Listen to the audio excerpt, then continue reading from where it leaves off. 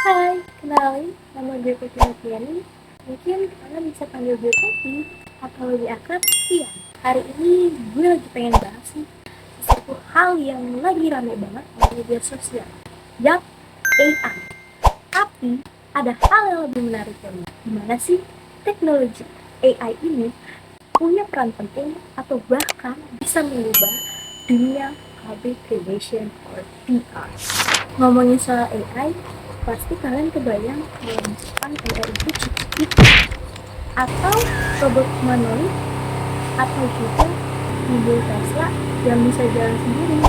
Padahal itu cuma sebagian kecil dari kecerdasan AI. Sebenarnya AI itu luas banget ya teman-teman.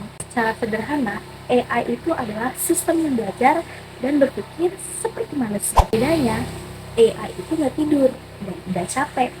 Kalau kita kan pasti kayak gitu. Kita bahkan mungkin nggak sadar kalau AI itu ternyata udah banyak banget dilakuin dalam kehidupan kita sehari-hari.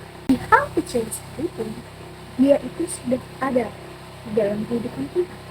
Misal, ketika kita ingin menonton YouTube, YouTube merekomendasikan video baru yang pas banget dengan apa yang kita mau. Atau kalian ngerasa bahwa video TikTok kalian itu yang lewat relate dengan keadaan kalian.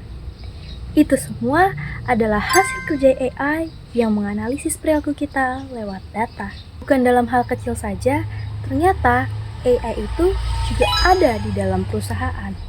Misalnya, BMKG yang di Jepang, mereka menggunakan sistem yang dimana dapat mendeteksi tsunami atau gelombang punya tsunami. Ternyata itu juga adalah kerja AI. Lalu, peran AI dalam PR gimana? Kalau dulu, kerjaan PR itu identik dengan ngeliput berita manual, ngitung laporan satu dan bikin laporan clipping yang tebal. Sekarang, AI bisa ngelakuin itu dalam hitungan detik. Kalau dipikir-pikir AI bisa ngelakuin semuanya, apa AI bisa mengambil alih pekerjaan manusia? Gue baru aja nemu 2 jurnal yang bagus banget buat kita ulik. Yang pertama, jurnal ini milik Emilia Zalewska yang diunggah pada tahun 2023, jurnal yang berasal dari Polandia yang berjudul Use of Artificial Intelligence in Public Relations Activity with Example of Selected Tools. Pada jurnal Emilia ini dikatakan bahwa peran AI dalam humas atau public relation itu ada 10, yang dimana 1 sebagai pemantau atau menganalisis media massa, yang kedua mengembangkan konten kreatif, yang ketiga bisa digunakan sebagai pemilihan influencer agar pilihannya tepat, yang keempat untuk manajemen krisis terhadap suatu isu, yang kelima mengukur dampak dan efektivitas kampanye, yang keenam personalisasi jurnalis, yang ketujuh personalisasi konten, yang kedelapan analisis tren pasar, yang kesembilan analisis reaksi dan pernyataan, dan yang kesepuluh visualisasi data. Emilia juga membawa data survei menarik. Menurut laporannya State of AI in PR 2024, bahwa 74% profesional PR bilang kualitas kerja mereka meningkat karena AI.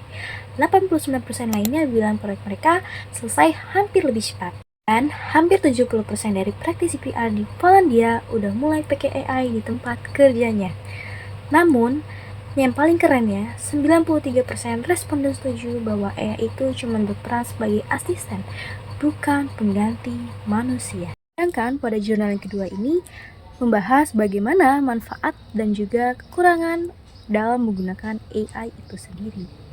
Jurnal ini berasal dari Turki yang dipublish oleh Ömer Faruk Zarakish pada tahun 2024.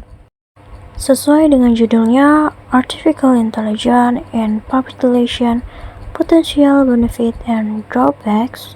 Omer ini melalui jurnalnya dia itu seperti membangun sebuah pesan yang dimana AI itu keren tapi juga kita harus hati-hati dalam menggunakannya. Dia mulai ngedata pada tahun 2003 yang dimana pengguna AI dalam profesional PR itu memakai ChatGPT secara aktif hanya 5%. Tapi dalam beberapa bulan kemudian jumlahnya itu naik 2 kali lipat. Itu artinya bahwa dunia PR itu bergerak sangat cepat ke arah otomotifisasi, yang dimana PR dan AR itu saling berdampingan. Pada jurnalnya, Zarakish menjelaskan manfaat AI secara mendalam, yang dimana satu untuk CRM, Customer Relationship Management. AI itu bisa menganalisis perilaku pelanggan. Cara ini sangat membantu para pemangku bisnis untuk mengetahui bagaimana pasar mereka, pelanggan mereka, apa yang mereka mau. Yang kedua, AI itu bisa untuk membuat media monitoring, yang dimana dia itu dapat mendeteksi tren atau reaksi publik pada sekarang. Wow.